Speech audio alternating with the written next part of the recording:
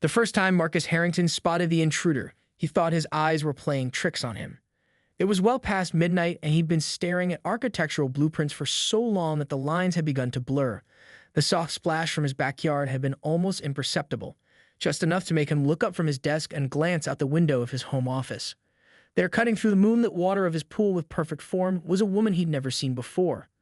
Marcus rubbed his tired eyes and looked again. She was real, a slender figure executing a flawless breaststroke across the length of his custom-built swimming pool, the one he'd spent a small fortune installing but rarely used himself. The security lights hadn't triggered, which meant she'd somehow managed to bypass the motion sensors he had installed after moving to this exclusive neighborhood 6 months ago. "What the hell?" he muttered, rising slowly from his chair, careful not to make any sudden movements that might alert her to his presence. The woman completed another lap, oblivious to her audience. Her technique was impeccable, clearly the work of someone with professional training.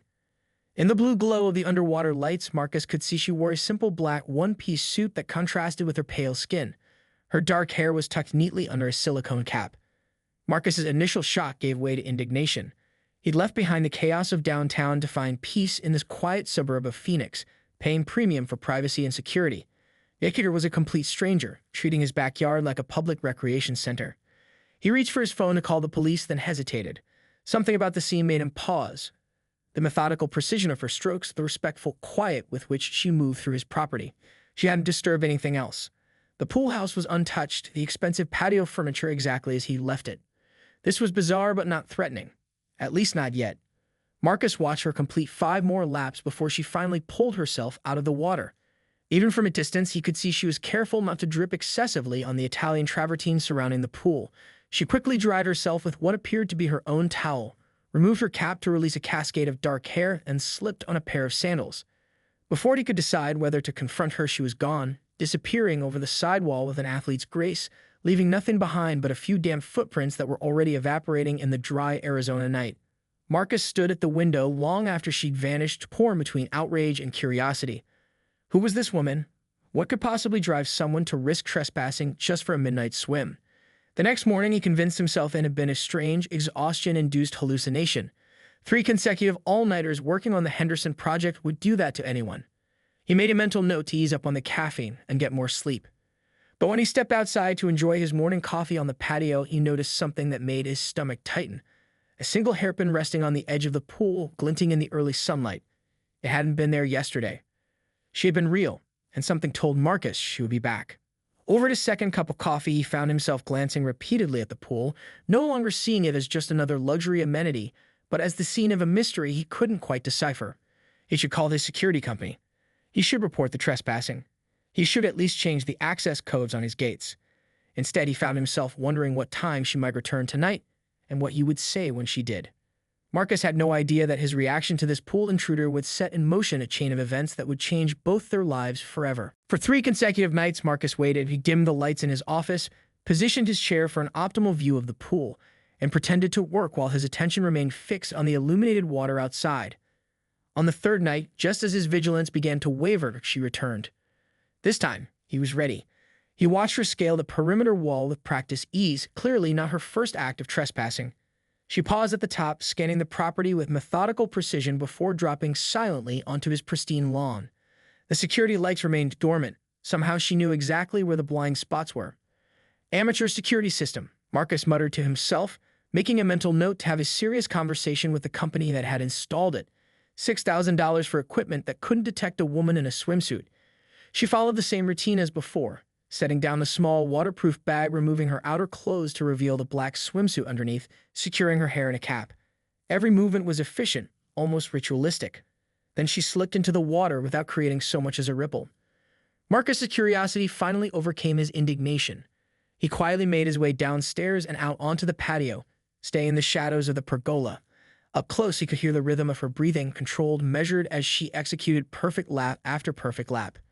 After what seemed like precisely 30 minutes, she hoisted herself out of the pool. It was only when she reached for her towel that she froze, sensing his presence. Most people ask before using someone else's pool, Marcus said, stepping into the soft glow of the landscape lighting. The woman didn't scream or bolt as he'd expected. Instead, she straightened her posture, meeting his gaze with surprising composure for someone caught trespassing. "I apologize for the intrusion," she said, her voice low and controlled.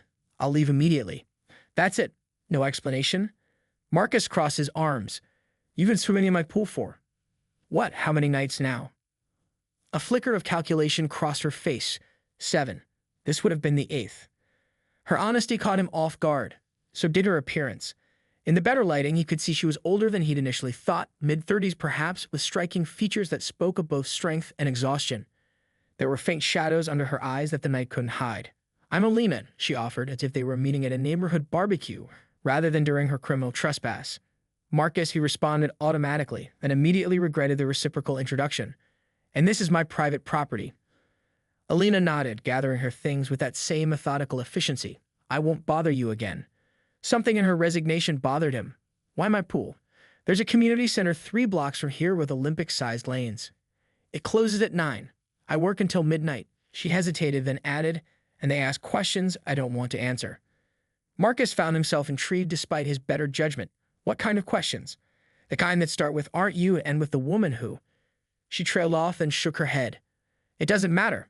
I made a poor choice. I won't come back. As she turned to leave, Marcus noticed a peculiar detail, a faded scar running along her right shoulder blade, disappearing beneath her suit.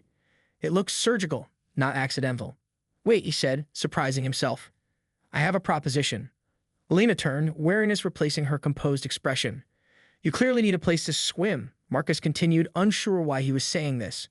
And I have a pool that sits empty most of the time. Are you suggesting I continue trespassing, but with permission? A hint of wry humor surfaced in her voice. I'm suggesting you use the gate like a normal person. I'll give you the code. He gestured toward the side entrance. In exchange for. He paused, realizing he hadn't thought this through. What did he want in exchange? An explanation seemed insufficient compensation for access to his expensive property. In exchange for you telling me why a woman who clearly has professional training needs to swim in secret at midnight, he finished. Something flickered across Alina's face, surprise perhaps that he'd noticed her technique, or fear that he was getting too close to whatever she was hiding. Deal, she said after a long moment, but not tonight. I need to go. She gathered her things, moving toward the gate rather than the wall this time. Marcus followed and entered the security code. Tomorrow night, 9 o'clock, he said as she stepped through. And Alina, use the front door. My neighbors are starting to talk about the woman scaling the walls. She paused, turning back with the first real smile he'd seen from her. You may have noticed me too? I'm losing my touch. Alina arrived precisely at 9 the next evening, standing on Marcus's front porch in unassuming clothes, dark jeans and a loose gray hoodie. If he'd passed her on the street, he wouldn't have given her a second glance. That, he realized, was probably deliberate. I half expected you not to show, Marcus said, stepping aside to let her in. I'd always honor my agreements, she replied, her eyes taking in the expansive foyer of his home. Nice place. Architect? Marcus raised an eyebrow. How did you know? The blueprint's on your desk, and the way everything in this house has both form and function. She gestured toward the custom skylight he designed to track the sun's movement. Most people choose one or the other. He led her through to the back patio where he'd set up 2 chairs and a small table with a bottle of wine and 2 glasses. Alina's gaze immediately went to the pool, its surface smooth as glass under the evening lights. This feels strange, she admitted, being invited rather than sneaking in. Strange for both of us, Marcus agreed, pouring the wine. I don't usually negotiate with trespassers. A hint of a smile touched her lips as she accepted the glass. I don't usually get caught. They sat in silence for a moment, the desert night settling around them. In the distance, coyotes called to one another, their haunting cries echoing through the upscale neighborhood. So, Marcus finally said, the deal was pool access in exchange for your story. Alina took a slow sip of wine. I was an Olympic hopeful once, butterfly and freestyle. Had the trials coming up for the 2016 games. What happened? Her fingers absently traced the edge of her glass. Car accident. Shattered my right shoulder. She rotated it slightly and Marcus could hear a faint clicking. Titanium hardware now. 3 surgeries. I'm sorry, Marcus said genuinely. The loss of that level of potential was tragic. The physical recovery was the easy part, she continued, looking out at the water. The mental side, that was harder. I developed aquaphobia, fear of water. Ironic for someone who practically lived in pools. Marcus frowned. What, you swim in my pool? Every night. Exactly. She met his eyes. Every night. Without fail. If I skip even one night, the fear creeps back in. It wasn't the full story. Marcus could sense the gaps, the carefully edited sections. But before he could press further, Alina continued. I work as a physical therapist now, helping others recover from sports injuries. My last appointment ends at 11:30 p.m. I specialize in athletes who train unusual hours. And the community pool has too many people who might recognize you, Marcus guessed. Former competitors, coaches. Alina's expression tightened, something like that. She stood abruptly, setting down her barely touched wine. If you don't mind, I'd like to swim now. Marcus nodded, gesturing toward the pool. Be my guest. He watched as she pulled her swimming gear from a small backpack and disappeared into the pool house to change. When she emerged in her familiar black suit, he noticed something he'd missed before, a medic alert bracelet on her left wrist. She removed it carefully, placing it on top of her folded clothes. Her swimming was different tonight, more tentative at first, as if performing for an audience made her self-conscious. But after a few laps, she settled into that same mesmerizing rhythm he'd observed before. While she swam, Marcus pulled out his phone and did what he should have done days ago. He searched for Alina Swimmer Olympics 2016. The results were immediate and numerous. Elena Vasquez, butterfly prodigy, career ended by a tragic accident months before the Olympic trials. There were articles about her promising career, the accident, her disappearance from the swimming world. But it was the more recent articles that caught his attention, particularly one from just 8 months ago with the headline, Former Olympic hopeful Elena Vasquez called to testify against coach in abuse scandal. The piece detailed allegations against renowned coach Richard Mercer, accused of psychological and physical abuse by multiple former swimmers. Elena's name appeared as the key whistleblower whose testimony had opened the floodgates of allegations. The case was still pending, the article noted. Mercer had been released on bail and was awaiting trial. Marcus looked up from his phone to the woman in his pool, suddenly understanding her need for secrecy, her wariness, her reluctance to be recognized. She wasn't just swimming to overcome a personal fear. She was staying out of sight. The article mentioned that Mercer had been prohibited from contacting any of the witnesses, but Marcus knew such legal protections were often just paper shields. Did Elena swim at night because she feared being found? Was she hiding in plain sight in this affluent Phoenix suburb? 3 days passed with no sign of Elena. Marcus found himself frequently checking the security cameras he'd installed throughout his property, not to catch her trespassing again, but to make sure she was safe. Each night he left the pool lights on, a silent invitation she didn't accept. On the fourth night, he was awakened by the sharp buzz of his phone. 3:17 a.m., a security alert from his backyard. Marcus fumbled for his phone, heart racing as he pulled up the camera feed. The image was clear. Elena, dripping wet in her swimsuit, pulling herself out of his pool. But something was wrong. Her movements were jerky, panicked. She kept looking over her shoulder at something beyond the camera's view. Without thinking, Marcus grabbed the baseball bat he kept beside his bed and raced downstairs. By the time he reached the patio door, Elena was pounding on it, her face pale in the security lights that had finally activated. "Let me in," she gasped as he opened the door. "You found me." Marcus pulled her inside, scanning the darkness beyond his property line. "Where? Did he follow you here?" "I don't know.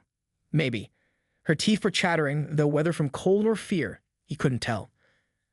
"I was at home when I heard someone trying to open my back door. I slipped out the bathroom window and just ran." Marcus locked the door and handed her a throw blanket from the couch. "We need to call the police." "No." Elena wrapped the blanket around her shoulders. "If they arrest him for violating the restraining order, he'll just make bail again. And next time, he'll be more careful." "Elena, this is serious. You think I don't know that?" Her voice cracked. "Richard spent 20 years building his reputation as one of the country's best coaches. When my testimony goes public at the trial next month, it all crumbles. Men like him don't just accept that."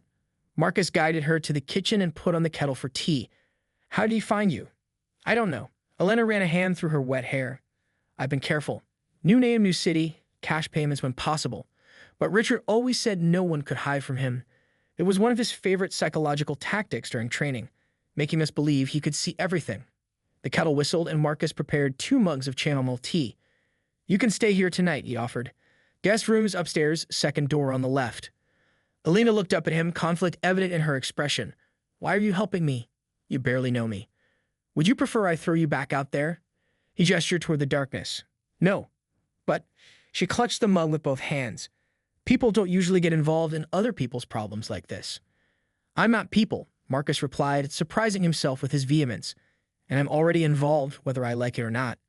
A noise from the backyard interrupted them, the distinct sound of the pool gate opening. Marcus moved quickly to the security panel on the wall, pulling up the camera feeds. A tall figure stood at the edge of his pool, looking down at the ripples still visible on the water's surface.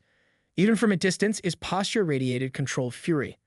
"That's him," Elena whispered, her face drained of color. "That's Richard." The man on the screen looked up directly at the camera, as if he could see them watching.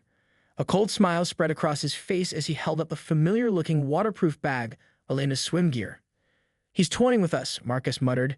"He wants you to know he found your things." "He's sending a message," Elena corrected, her voice hollow. "He always said the pool was where he owned us, where we belonged to him." Marcus reached for his phone. "I'm calling the police." "Wait." Elena's hand shot out, gripping his wrist with surprising strength. "Look." On the screen, Richard was methodically emptying the contents of Elena's bag into the pool, her cap, goggles, a small wallet, keys, each item floating like evidence of a crime. Then he reached into his pocket and pulled out something else, a small bottle that he uncapped and began pouring into the water. "What is he doing?" Marcus asked, though a sickening feeling was already forming in his gut. "Bleach," Elena whispered, "or chlorine, something to contaminate the water." They watched in horrified silence as Richard finished emptying the bottle, then tossed it aside. He looked directly at the camera again and made a cutting motion across his throat before turning and walking calmly out the gate. Elena was shaking violently now. "He's sending me a message. The water isn't safe. Nowhere is safe." Marcus moved away from the security panel, his mind racing. "We're calling the police. Now. This is breaking and entering, destruction of property, and intimidation at minimum." "You don't understand," Elena pleaded. "He has connections. His brother-in-law is a—" 2 nights later, Marcus's pool had been drained, cleaned, and refilled, a process that had cost him nearly $1,000 and left Elena visibly tense as they watched the water level rise. The contamination had been a violation that went beyond property damage. It was a desecration of the sanctuary she had found. "Are you sure about this?" Marcus asked, not for the first time. They stood in his garage where Elena was methodically checking the equipment laid out on his workbench. "For the 5th time, yes," she replied, testing the waterproof housing of a small camera. "Richard is a creature of habit. They'll come back tonight to see if his message worked." The plan was simple on paper. Use Marcus's pool as bait, catch Richard in the act of trespassing and threatening behavior, and document everything with multiple cameras strategically positioned around the property. But the weight of what they were doing, deliberately luring a potentially violent man to Marcus's home, hung heavy in the air. "And what if he does more than just look around this time?" Marcus pressed. "What if he's armed?" Leda's hands stilled on the equipment. "Then we have the panic button connected directly to the security company." She turned to him, her expression softening slightly. "You can still back out. This isn't your fight." Marcus thought about the cold smile on Richard's face as he contaminated the pool, the calculated malice of the act. Maybe it wasn't, but it is now. As darkness fell, they set their trap. Marcus's pool glowed invitingly, the water still and perfect. Elena's swim bag, a duplicate of the one Richard had taken, sat prominently at the edge of the pool, bait for their prey. They retreated to Marcus's home office, which offered a clear view of the backyard through a one-way film he'd installed on the windows. "How did you survive it?" Marcus asked as they settled in for the wait, his curiosity finally getting the better of him. 7 years with someone like him. Elena's gaze remained fixed on the pool. "You tell yourself it's normal. That the abuse is the price of greatness." Her voice was flat, detached. "By the time you realize how warped your reality has become, you're too deep in it to find your way out easily." "What made you finally speak up?" "Lily Shen," Elena said quietly. 14 years old. Olympic potential. She drowned during a training session when Richard pushed her beyond exhaustion. Her hands clenched into fists. The official ruling was accidental death, but I was there. I saw him refuse to let her leave the pool even when she was clearly struggling. Marcus felt a chill that had nothing to do with the room's temperature. And no one else came forward. "Fear is a powerful silencer," Elena murmured. "But I couldn't live with myself if I stayed quiet and it happened again." The security alert on Marcus's phone interrupted them movement at the southeast corner of the property. They watched tensely as Richard Mercer slipped over the wall, bypassing the gate entirely this time. "He's avoiding the cameras he spotted last time," Elena whispered. Richard moved with purpose straight to the pool's edge. He stood there looking down at the fresh, clean water with evident displeasure. His gaze found Elena's planted swim bag and a twisted smile formed on his face. From his pocket, he withdrew another bottle, larger than the one he used before. "Call the security company," Marcus whispered urgently. "He's going to contaminate it again." "Wait," Elena held up her hand. "We need him to actually do something incriminating." They watched as Richard circled the pool, methodically pouring the contents of the bottle along the perimeter. The cameras were capturing everything from multiple angles, exactly as they planned. What wasn't part of the plan was when Richard suddenly looked up toward the house directly at the window where they were watching. For a heart-stopping moment, Marcus thought they'd been spotted. But then Richard pulled something else from his jacket, a brick wrapped in paper, and hurled it with precision through the glass door leading to the pool house. The alarm system wailed to life, its shriek splitting the night. Richard didn't flee. Instead, he walked calmly to the broken door, reached inside to unlock it, and disappeared into the pool house. "What is he doing?" Marcus hissed, already moving toward the stairs. "The security team will be here in minutes." Alina grabbed his arm. "That's what he wants. He's setting a trap." Her eyes widened with sudden understanding. "My testimony. He's planting something to discredit me before the trial."